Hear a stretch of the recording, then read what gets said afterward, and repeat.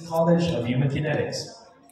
With advanced degrees in human movement science, social development, and global mental health, he brings a unique, multidisciplinary lens to understanding how physical activity can enhance cognitive function, emotional well-being, and inclusive education. He is a certified dance movement therapist, international lecturer, and award-winning coach. He has developed programs that use movement as a tool for healing, learning, and resilience, especially among diverse and underserved populations. Ladies and gents, let's give a warm welcome to Dr. Albert De Manuco as he opens our afternoon session and takes us into the science and soul of fueling the mind. Round of applause, ladies and gents.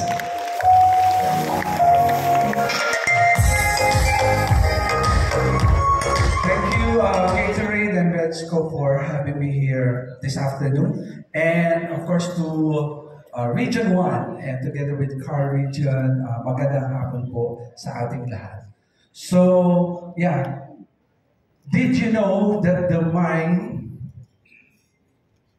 is the set of cognitive faculties that enables consciousness, perception, thinking, memory, decision-making, and even emotions.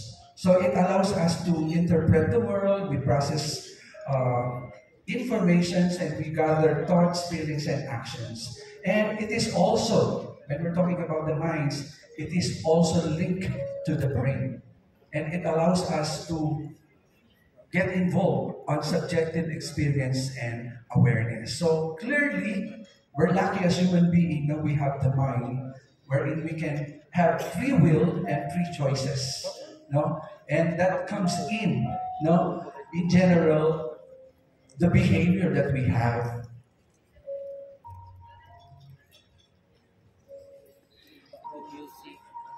For so many years of working as a teacher, a dancer, a dance movement therapist, and a coach, I was able to experience a lot of challenging behaviors.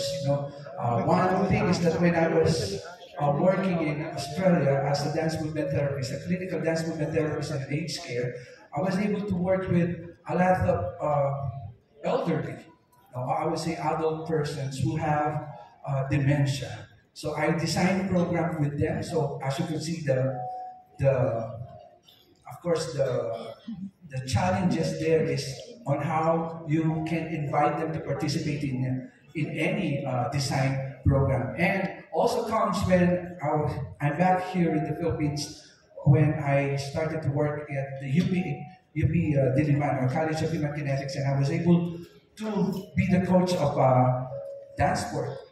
And we were able to work with student athletes per se. And then that one is also very challenging on how we can be able to motivate them to have that strength to stay focused on their participation on any physical activity that is given, especially on the given sports.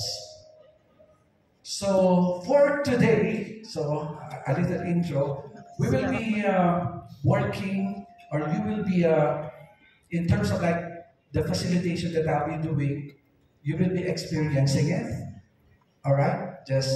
We will have a little mindfulness, dance, movement, and sharing. And then at the same time, afterwards, we will talk about some of the information on what is exercise psychology, wherein you can use it as sports coordinator or even PE teachers that are present right now. And then we will have a sort of an application on how to design programs wherein we will integrate exercise psychology focus on it.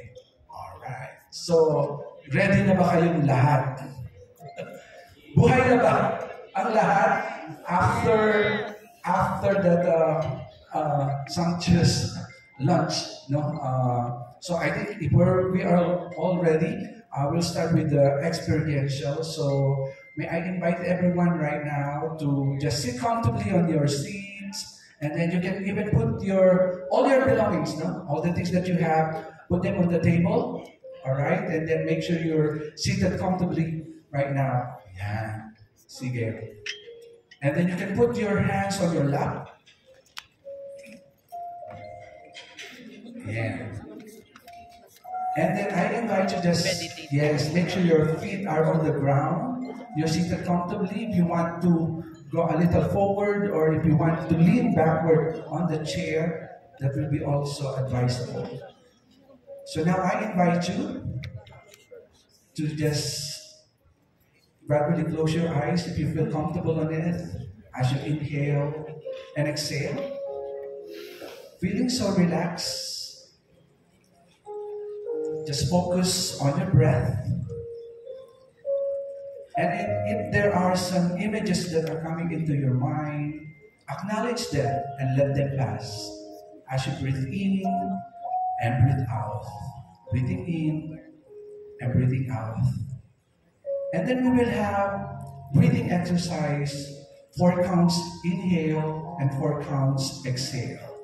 As we do it all together, inhale. Exhale. And then we'll do it one more time. Inhale. Exhale. And then for the last time, inhale. And then exhale. And then going back into your breathing pattern as you inhale and exhale. And then we scan the body from the head to the forehead, to the face, to your back, to your shoulder, to your elbow, wrist and arms, your chest, your hips, your legs, your knees, and then your feet onto the ground.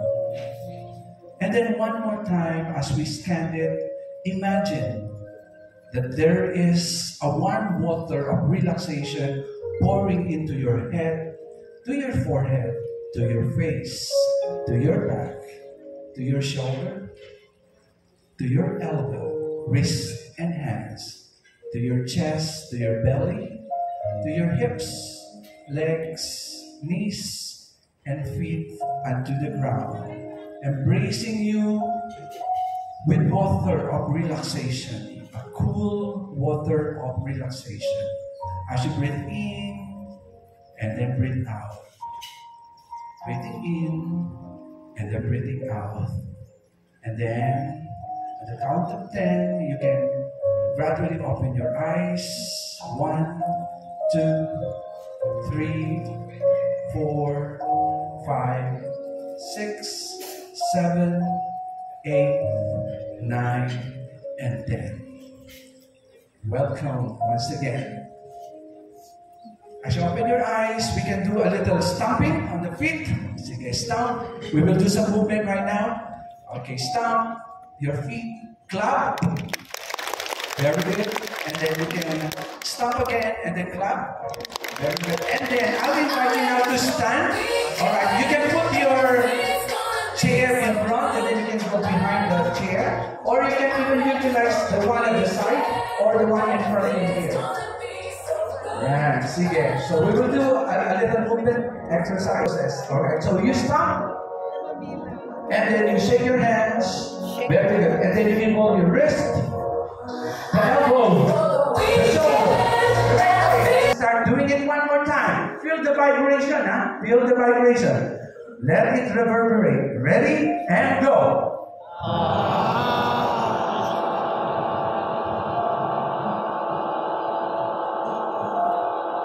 Very good. Puede. And then we stretch. And then we go to the heart. And then we go vowel A. Ready? And go.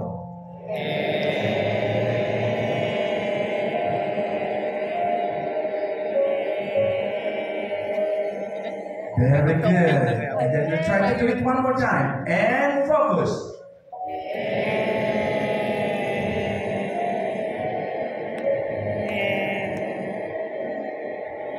Very good. And then we stretch. And then we go to the lower jaw. And then we start vowel E. And focus.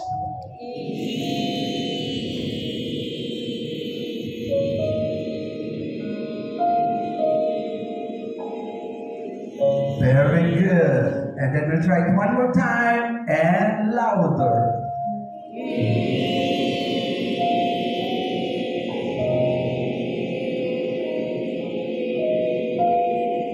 Very good. And then we stretch. And then we go lower navel. Make sure konting flip. Nandiyan pa ba yun? Alright. And then we start with the vowel O. And ready? And go.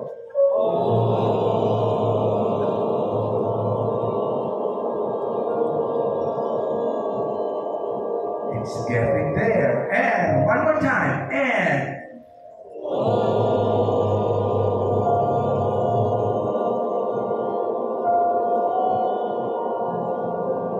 very good. And then we stretch.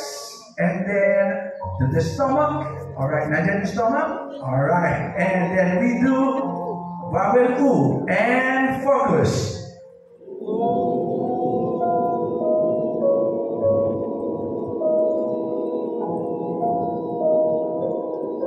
And then one more time. And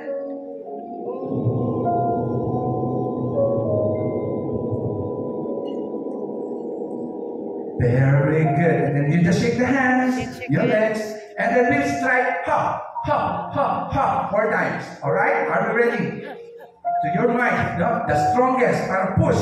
So that the body will be alive. Ready? Pushing, and then strong hop sound. Ready? 4 times. Ready? And go! Alright, palakpakan na yun. Alright, so next, now, what we do, okay, you get a partner, palm to palm with your partners, palm to palm. You can utilize this space kasi we will be moving. Sige, moving tayo. Alright. Okay, so sino, partner. Ayaw tayo ng partner. Alright, okay. So we will have a palm to palm with your partners. Say hi, hello to your partners.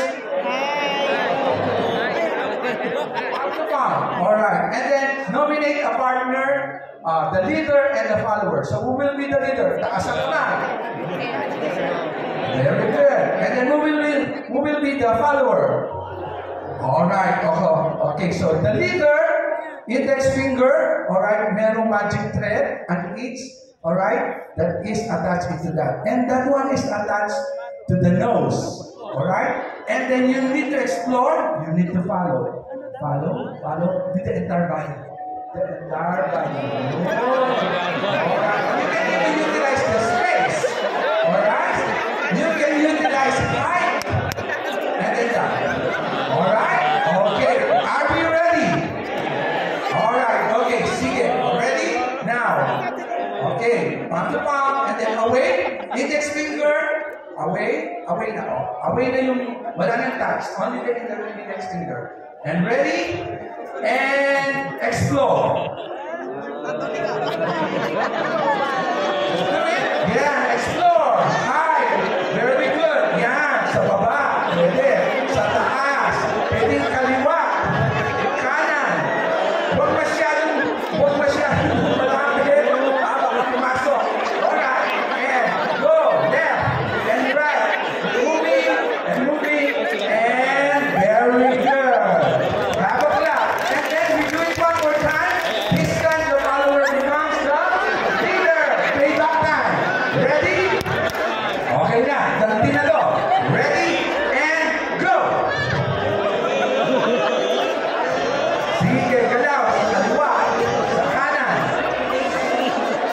Alright. Continue. Left. And right. Very good. Baba. Taas.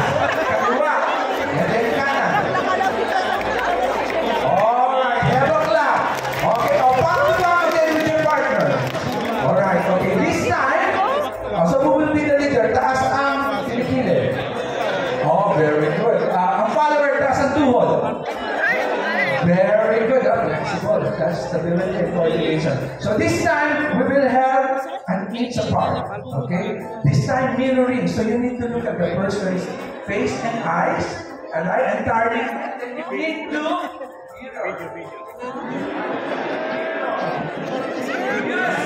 legs. And then face expression. We got it? Okay, so at least apart, and then we're ready, and go. Move. Yes, you can play around. To the left, to the right, then to the right. Go. Moving. Very good. Explore to the left, to the right, left, and right. Very good. Yan, tama. Yan. Follow lang. Even facial expression. Okay, ready yan. Mukha. Tuwa. Pamiwi. Patawa. And ready. And palakpakan. Okay? Take up time. Alright, the followers becomes the leader. So yan, this time. Major challenging dapat ang gawin nyo. Ready? And go! Go, move. Ready? And yes! Yeah, you can use your legs. Very good. Left and right. Go. And very good. And have a clap. Okay, shake hands now. You sit together with your partner. Face to face with your partner. Okay, make sure face to face. You can see the person in front of you. Alright. Upo tayo. Upo. Yan. Upo together. Sitting together. Yan. Very good. So make sure nakaharap na kayo with each other. Alright. So one will be the sharer. The other one will be the listener. And then after that, swap tayo. Only 1 minute. Okay? With the exercise, which one do you prepare? To become a leader or to become a follower? Okay? Ready? Make some noise and go.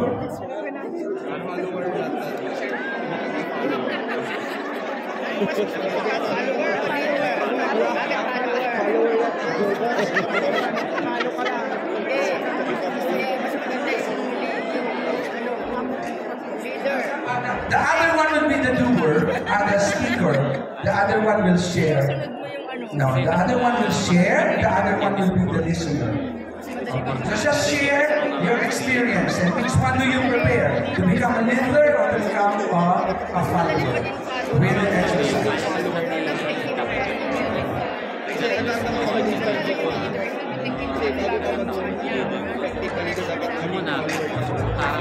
Few seconds na yun.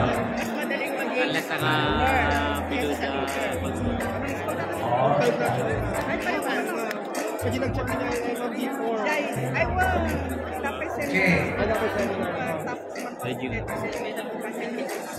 And then swap ng role. The other one will become the listener and then the other one will become the sharer. Ready? And share.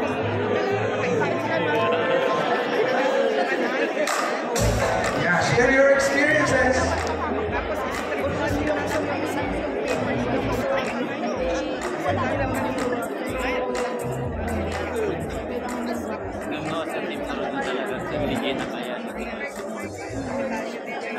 Alright. Okay, so shake hands with your partner and say thank you for sharing. Very good. Or you can even hug, embrace. Oh, yeah. Alright, say thank you. Okay, so who is in here are leaning towards becoming a leader? Not becoming, but more on being a leader. Yeah. Follower naman. Follower. Ayan. So we have few hands in here. Siguro isang talk natin, why leader? Yeah.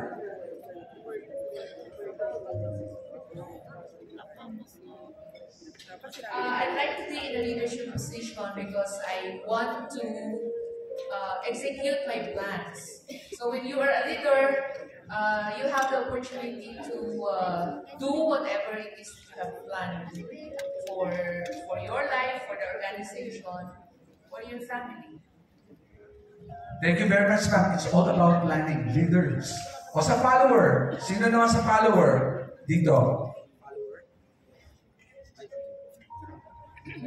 Good afternoon po. Mas pinili ko kung maging follower in the sense na in order for you to become an effective leader, dapat mag-start ka muna sa baba.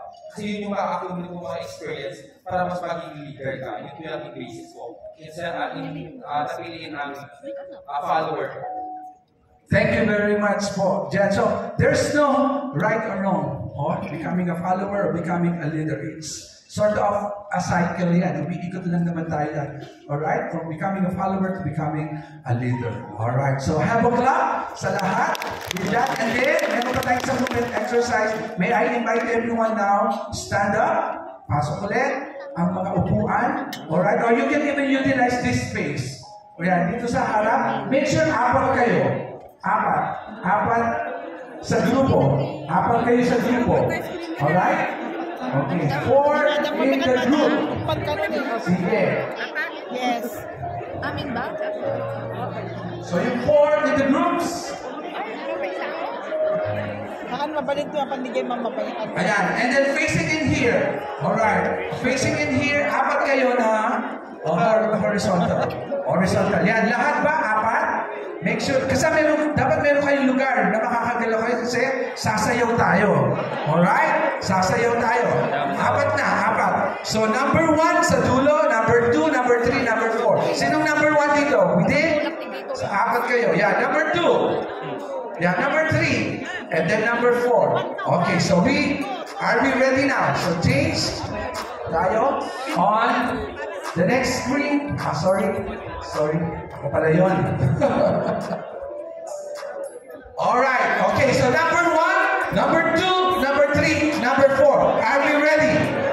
Ready na kayo? Is the song familiar? The dance familiar? Okay. You need to dance with all your might. Are we ready? And music please. And play.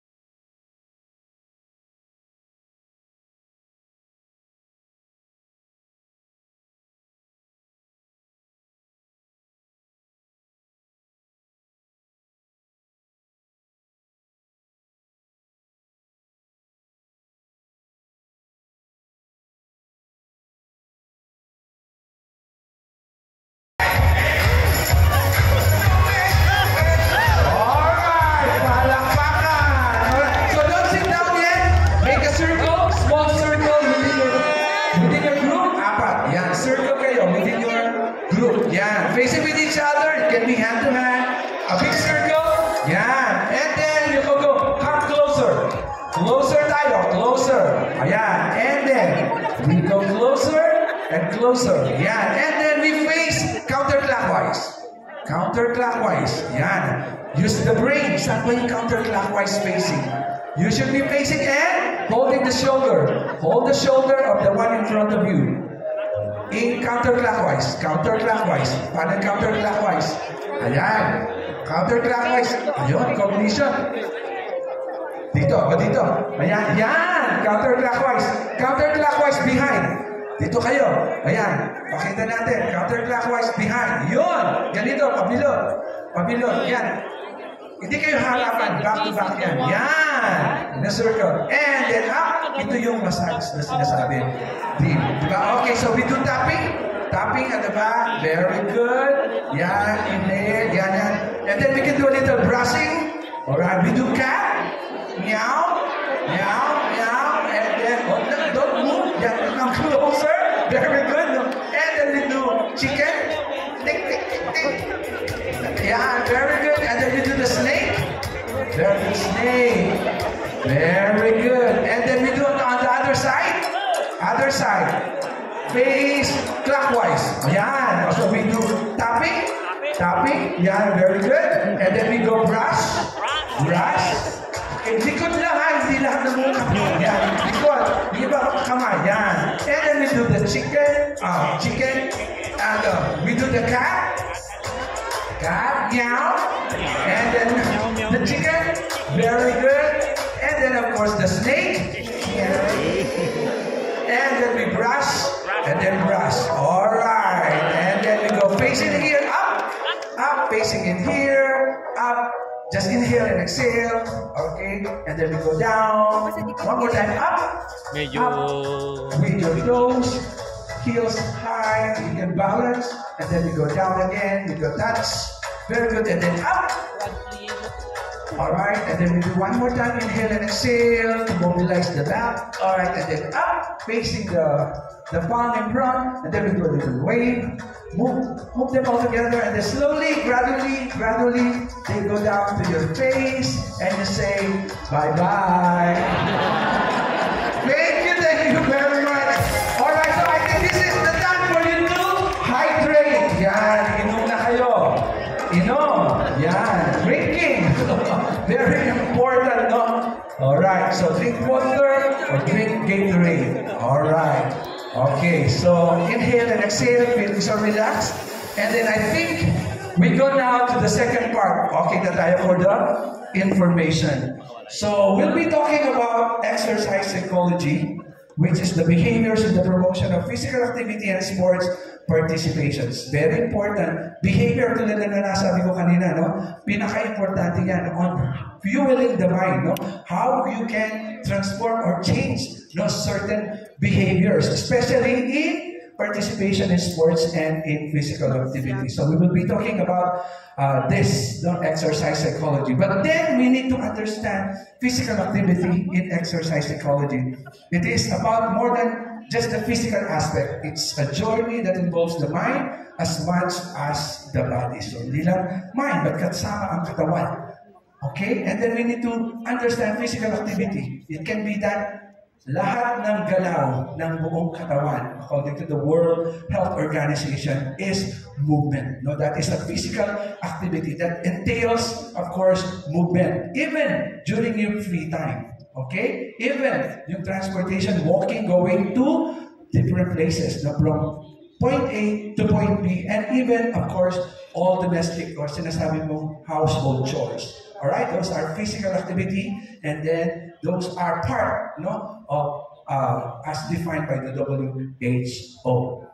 And also one thing that we need to understand is psychology. I think lahat alam naman natin yan kasi dumaan tayo dyan. So primarily, it concerns with the mind and behavior, and just like what I entailed a while ago, no, on how the mind enables us, no, for consciousness, for thinking, no, for the memory, and then even for decision making and even emotions. So I think that boils into one. And it is not just a support system in physical activity, it is a foundation. Because without any choices, no, without even thinking if you like to participate or not, it is about, of course, behaviors. All right, so that is psychology.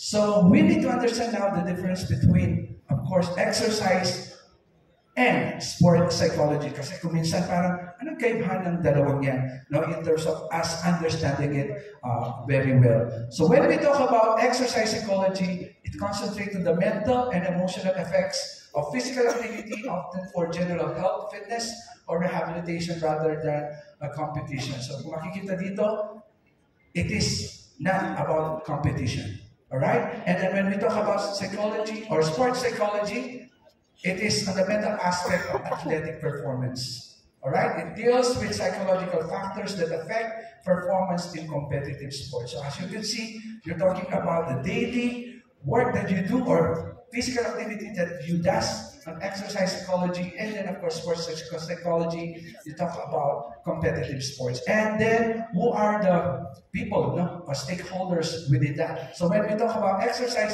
psychology, we have the general population, people adapt or maintain a physically active lifestyle, individuals with chronic diseases, obesity, depression, or sedentary behaviors. Kaya nga, di ba, mayroong prescribed exercises for any individual.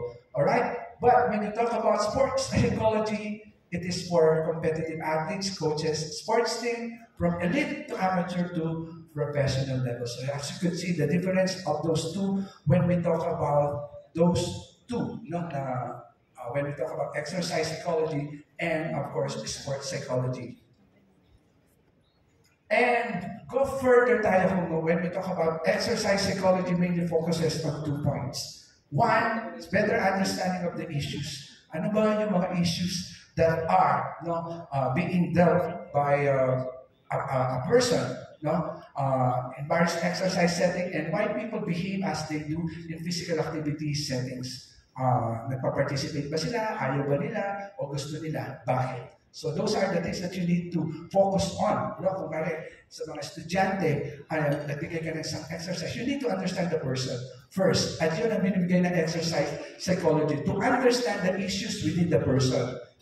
And secondly, helping people behave more effectively in exercise settings by developing behavior change to improve their performance. So ang focus natin dyan is to help the person, no, para maging effective ba, no, ang kanila, or to improve more their performances. No? And we're going to be looking at, it can be play, it can be games, or any specific activity, or even sports. No? Kung ano yun, or what kind of exercise. You need to look at the issues within the person to transform him or her, no, to participate into a certain physical activity that is given. And facilitating exercise psychology as a physical activity intervention for school children when delivered by a coach involves using psychological principles to promote motivation, self-regulation, positive attitudes, and lifelong engagement. In movement, the coach becomes not just an instructor, but a behavior shaper, motivator, and supportive guide. So yan po ang trabaho. And when you start thinking about putting or as an ingredient yung exercise psychology in your repertoire or in your design program, no? Paano na ba yan? So, behavior shaper kayo, no? Pwede sila maging tama, pwedeng mali, tama. So, how do you do that, no? You can motivate them to participate more, all right? And then, of course, a supportive guide. So, that will be your work as a coach or as a teacher, no? In any program or after-school program. So here are some of the exercise psychology principles for children. So we're looking at intrinsic motivation, goal setting, self-efficacy, behavioral reinforcement, and self-regulation, positive peer influence, and growth mindset. But you're going to be looking at it. Those are the things that, principles that are needed in the exercise psychology to motivate, no, to set some certain goals, and then what are the certain feedback that are needed, no, in order for the person or the child to continue working or participating in the activity. So, po, event management, teamwork, growth, and then reinforcement. And so this one is a sample of a structured psychology-infused physical activity session. I think everyone is familiar with this. So you have the segments, you have the activity type, and other column is the exercise psychology focus. So within that, as you facilitate exercise psychology as a physical activity intervention by a school coach or a PE teacher, pwede na yan. So you can just add exercise psychology focus, and what are those certain principles that you need, from warm-up, core activity, reflection games, and then cool down. Just like what we did a while ago. Diba? So there are some sort of like sharing, there will be sort of like fun. So those are design program with exercise psychology focus. So I think everyone can start thinking about it on how you can design them. Later on part 3 natin within the application, I'm going to give you time to really focus na kung paano gagawin ang something like this. That you have the segment, activity type, and exercise psychology focus as a design program for children. And what are some of the coach's role in terms of like facilitating exercise psychology as a physical activity intervention in a school setting? So firstly, you have to design an age-appropriate engaging physical activity. So very important yan kasi yung development ng child is all different when it comes to age. So in here, some of the specific recommendation, if it is preschool age 3 to 5 years, it should be focused on coordinated and playful physical activities. Pag 6 to 12 years old, you can emphasize on speed, agility, strength, and endurance. Adolescents focus on developing endurance and maximum strength. And then there are a lot more of studies on what are the recommended skills or health-related skills that are needed for the age, a particular age that you're handling. So very particular, it should be designed age appropriate. Hindi siya for adults or for, depende sa edad. Okay? And then, you need to apply psychological techniques to keep kids motivated and emotionally safe. Yan ang pinaka-importante. Hindi sila ma-burnout, hindi sila, ayaw na nilang sumali because of some of the issues, parang nabobore na sila. So, there are some exercise psychology focuses, from motivation, emotional regulation. I think we're talking all about this. Examples of engagement and readiness, mood enhancement, goal setting, intrinsic motivation, and etc. So, think about some psychological techniques that are needed to be added into your design program and into your facilitation, right? Or even teaching and training, And the third one, observe and adapt to the children's mood, energy, and responses. I think it's very important that you have a keen eye to observe. Tignan mo kung nasaan sila in terms of like energy. Usually yan, nilalagay mo na sila sa neutral mood or neutral energy. Pag medyo maingay, magalaw na sila kasi masaya-masaya sila, you put them at the center. Pero hindi mo lang ibababa. Alright? Or, kung mababa naman, hindi sila motivated masyado, medyo mababa yung energy nila, hindi sila happy, you put them on the basta palaging nasa neutral para then it goes up and then it goes to the center all the time when it comes to this. So you really need to have that ability to observe and adapt the children's mood, energy, and responses. And another role is foster a positive movement environment with encouragement and inclusivity. Di ba yung palagi sinasabi, good job.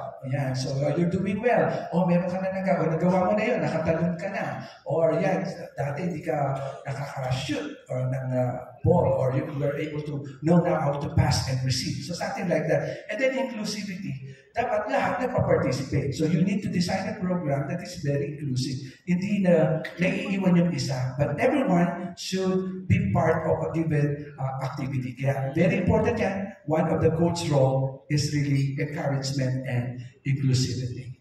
So as you can see, ito na yan. So design age-appropriate engaging physical activities, apply psychological technique, and observe and adapt. Of course, mood, energy, and responses of the children. and foster a positive movement environment with encouragement and inclusivity. Those are the things that are very important as a role. No, about coaching, facilitating, of course, exercise psychology as a physical activity intervention in a school setting. And what are some of the training for coaches? These are the key skills that you need, no? When you're a coach or even a PE teachers, no? As long as you're handling students for any physical activity, no? Even PE time or during or even after school program, no? So you have to have a key skills in child psychology basic. You need to have to understand a child, no, behavior. You know, how do they think, no? Paano sila mag-respond sa iyo? And then motivational communications, very important. How the tone of your voice, or what are the language that you need to use, you know, in order for you to motivate a child. And then behavioral observation, tulad nun, very important yan, keen observation on certain behaviors, no? And inclusion and trauma-informed strategy. So, yun, even though, especially yung mga bata na they had some trauma, you need to focus more, no, on trauma-informed strategies para hindi bumalik yung kanilang trauma in uncertainty. So you need to understand, of course, the child. No? You have to know the character, behavior, at pinagmulan ng bata so that you can design more. No? And you need to have a key skills on that. And, of course, safe movement facilitation. Pinaka-importante naman dyan is preparation of the space and then the design program of the activity na hindi siya masyado. And then you need to understand, of course, gender issues. No? Babae, lalaki, on how they should work together to have a safe movement facilitation. So those are some of the key skills. And then, yeah, you need to also integrate with this, some of the theories, self-determination theory, that sort of choices, social learning theory, cognitive evaluation theory, and theory of planned behavior. So this one actually talks about, in general, not just react, kasi as human being tayo yan. So these theories just talk about na something is presented in the environment or a certain factor. We just don't react easily or yun na agad ang reaction natin. But we evaluate, we believe, we intend, and choose. So I think doon pumapasok yung free will. And some of this, of course, all of these theories, making choices, with the peer role models up to autonomy, up to the intention, that is the main goal of this. And then as a coach, you have to understand, even read about some of these theories to understand more, of course, on how you facilitate with the students. And of course, yeah, dito na tayo for the last one, which is the application. Alright? And ito yung sample kanina, no? We're talking about segment, activity type, and then exercise psychology of focus. With that, ano ba yung gagawin natin? So you can, within your table, yeah, you can discuss, alright? Siguro a few minutes, what will be the activity type? Kasi iba-iba naman tayong design program. This one, it's only like something like 45 minutes. Alright, from warm-up to core activity, reflection, games, cool down. You can even design. But for this activity now, we can utilize this column. Alright, we can use this segment, and then what will be the fill-in of the box in here. So, what will be the activity type, and then what will be the exercise psychology focus. And here are some of the samples behind on the screen that will help you to, of course, design a psychology-infused physical activity session. So, ready na po tayo? So, you can talk to your neighbors, yung kasama niyo dyan sa inyong table, and we can start few minutes lang dito, and then we can ask some on some of the sharing. So, anyone? Okay po? Okay tayo? With the application, you understand? These are some of the samples. Later on, as you design, maintindihan nyo na yan, and then you can even, when you go back to your school, you can add the exercise psychology focus in, of course, facilitating with your students in any physical activity with your students. So if you can put that column, it will make a lot of difference in, of course, for the child to participate and for you to motivate participation. So with that, so iwan ko kayo a few minutes and then babalikan ko kayo while you work with your peers o yung mga kasama nyo on the table. Alright? Okay po? Alright. Okay, few minutes.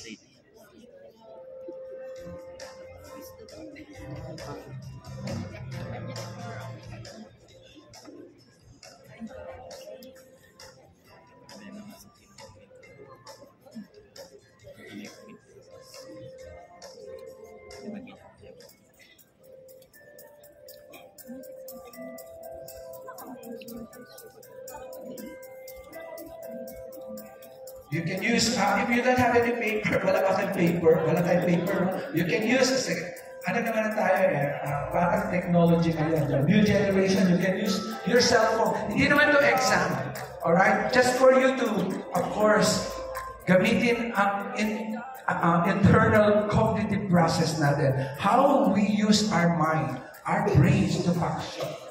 Okay? Functioning ganito. Okay?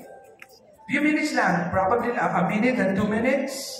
You can decide what activity that you have. Baka yung mga ginagamit nila sa bahay, sa school ninyo, no? What are those, no? In particular. Pero exam na to. Ayan.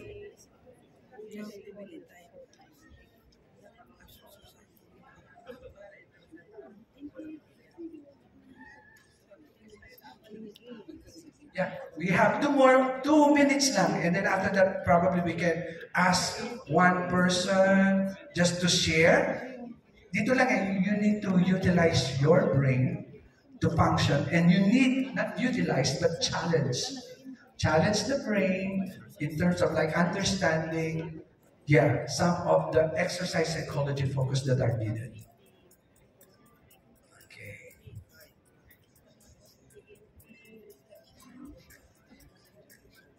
If hindi mabuo, siguro we can start with warm-up. So, sino nakabuo dito ng warm-up? So, one person lang. Warm-up, tapos ano yung activity type, tapos ano yung exercise psychology focus. There is no right or wrong. It's up to you on how you're gonna be facilitating it. Sige. Yun. Dito ako sa may nagdi-discuss. Kasi 1 minute, matatapos na ako and then we will have the next speaker. So, anyone? Warm-up lang. Pwede. One up.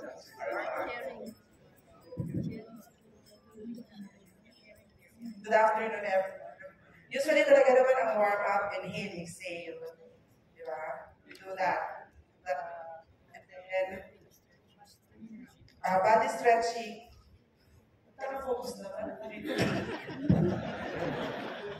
Okay lang yan. Live on TV. Okay, focus.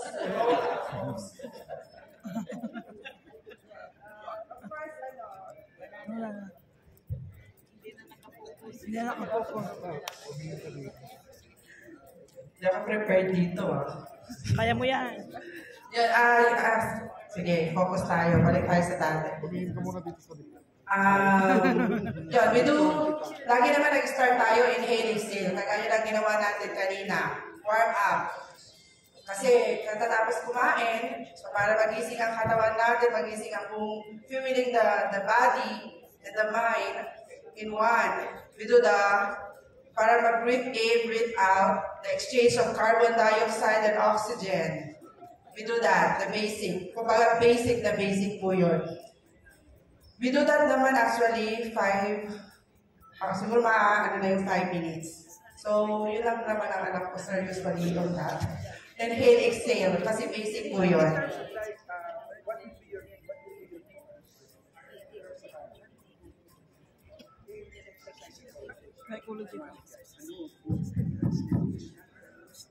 Yes, actually, motivation siya. It's more on motivation. So, lalo-lalo na, we are facilitators of learning. So, magkakaroon kami na naman mga training. So, pinag-uusapan na nga actually namin dito, yung natutunan namin kanina dito na it's a way of a motivation activity to get the attention and at the same time to energize, to fuel the mind and the body actually in one. Thank you so much. Good Thank you very much po doon for the sharing. Okay, so isa lang, core activity in here. Sige ma'am, sito. Yung core activity, ano yung design core activity? In the context of the classroom setting, maybe the core activity will focus more on the confidence in terms of exercise psychology focus, because they will be getting content in terms of this. But as to the type of the activity, it could be more of demonstration. It could be sharing of the content, then demo. And then for the reflection here, it could be more on emotion. It could be getting into their practice already. So it's more on a reflective questions and probably sharing what we did earlier in terms of what we did in number 2. And then probably in cooling down, that's in the context of the classroom, that is where the teachers actually generalize what they did from segment 1 to 3, and then we will be able to at least hoping for a long-term behavior change. But of course, the exercise psychology focus that could be done every session, every day that they're going to teach, they can just simply follow this, following also the design of their lesson plan in PE or any activity that involves physical activities. Thank you. All right, thank you very much, ma'am, for that. So, siguro isa na lang. Dito sa likod, ako titingin. Ayun, sir. Core activity. Kasi ito yung pinaka-main focus kung saan ang activity or yung activity na gagawin natin for a certain, for example, sa sports. Ito po yung pinaka-main na gagawin natin para sa ganon. Dito madidevelop yung skill ng isang bata or ng isang athlete natin. So, doon papasok yung exercise psychology, yung positive reinforcement, focused attention, self-efficacy, then yung peer modeling. Kasi kailangan din niya makita kung ano yung ginagawa ng kasama niya. Para sa gano'n, kung tama yung ginagawa ng kasama niya, yun din yung gagayahin niya. Thank you very much po, sir. So yeah, very important, no? If you're gonna be putting, no, yung exercise psychology focus on your design program, it will be easy to understand emotions, moods, behaviors, and then it will be easier for everyone to change. Yun yung sinasabi ni Sir kanina, transformation. So it's very important. That's why it's an added value for everyone. If you're going to be designing any particular activity for your students, no, before, after school, you can put the exercise psychology focus as, no, in terms of like fueling the mind. And then when we talk about psychology, we're talking about the mind, and then of course we're talking about behavior. So I think hopefully everyone learned from that. So I think thank you very much. Maraming salamat po. And don't forget to hydrate yourselves, all right? Water is very important. And I think with that, maraming salamat po sa ating lahat. Okay, thank you so much. That was Dr. Albert De Maruco. How about another round of applause, ladies and gentlemen? Personally, I really enjoyed that session, especially the first part.